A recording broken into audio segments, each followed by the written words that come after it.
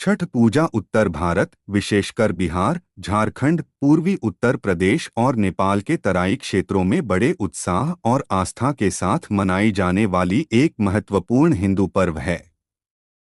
यह पर्व 4 दिनों तक चलता है और इसे सूर्य देवता तथा उनकी पत्नी उषा की उपासना के रूप में मनाया जाता है। छठ पूजा में संतान सुख, परिवार की खुशहाली और समृद्धि के लिए प्रार्थना की जाती है। इस व्रत को सबसे कठिन व्रतों में से एक माना जाता है क्योंकि इसमें व्रती जो पूजा करता है को 36 घंटे तक निर्जल बिना पानी के व्रत रखना होता है। छठ पूजा का महत्व। छठ पूजा में सूर्य देवता की उपासना का विशेष महत्व है क्योंकि सूर्य को ऊर्जा, स्वास्थ्य, समृद्धि और जीवनदायिनी शक्ति का प्रतीक माना जाता है। हिंदू धर्म में सूर्य को प्रत्यक्ष देवता माना गया है, जिन्हें आसानी से देखा जा सकता है और जिनकी आराधना से तुरंत आशीर्वाद मिल सकता है। छठ पूजा में सूर्य देवता को अर्घ्य जल अर्पित कर उनसे परिवार की समृद्धि, संतान सुख और अच्छे स्वास्थ्य की कामना की जाती है। यह पर्व प्रकृति, जल, वायु और पृथ्वी के प्रति आभार व्यक्त करने का भी प्रतीक है। छठ पूजा के 4 दिन। छठ पूजा में 4 दिनों तक विशेष अनुष्ठान और रीति रिवाजों का पालन किया जाता है। इन 4 दिनों के हर चरण का विशेष महत्व है और सभी चरणों में पवित्रता, शुद्धता और संयम का पालन करना आवश्यक होता है। एक पहला दिन नहाय खाए। पहले दिन को नहाय खाए कहा जाता है। इस दिन व्रत रखने वाला व्यक्ति गंगा या किसी अन्य पवित्र नदी में स्नान करके शुद्ध हो जाता है और अपने घर को साफ करता है। इस दिन शुद्ध और सात्विक भोजन ग्रहण किया जाता है।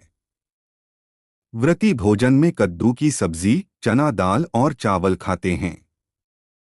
इस भोजन को कद्दू भात के नाम से भी जाना जाता है।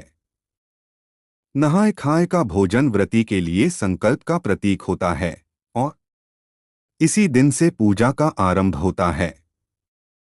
2 दूसरा दिन खरना। दूसरे दिन को खरना कहा जाता है।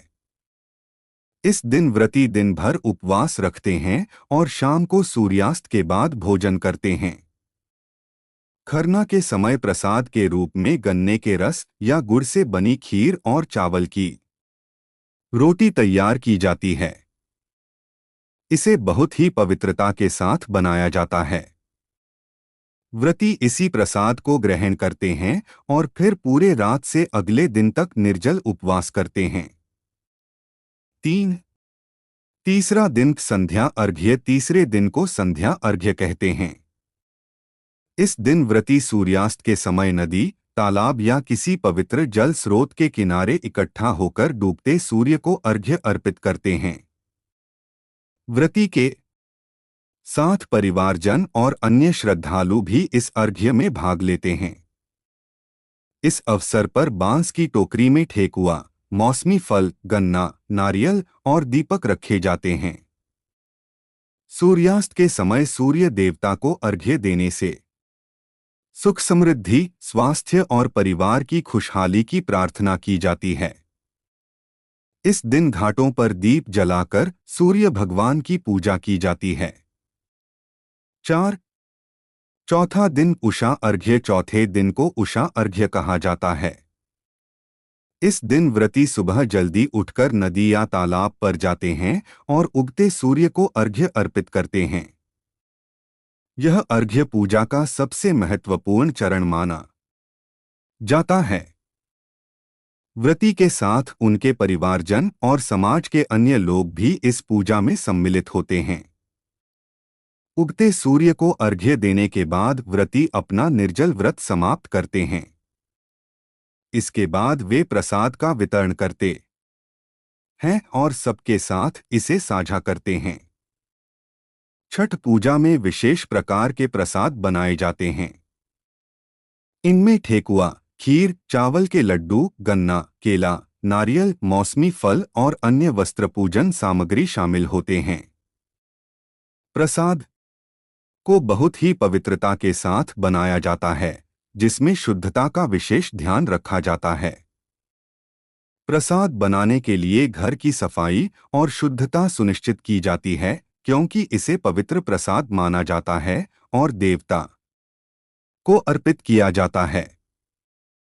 छठ पूजा के नियम और सावधानियां। छठ पूजा में विशेष नियमों का पालन करना आवश्यक होता है।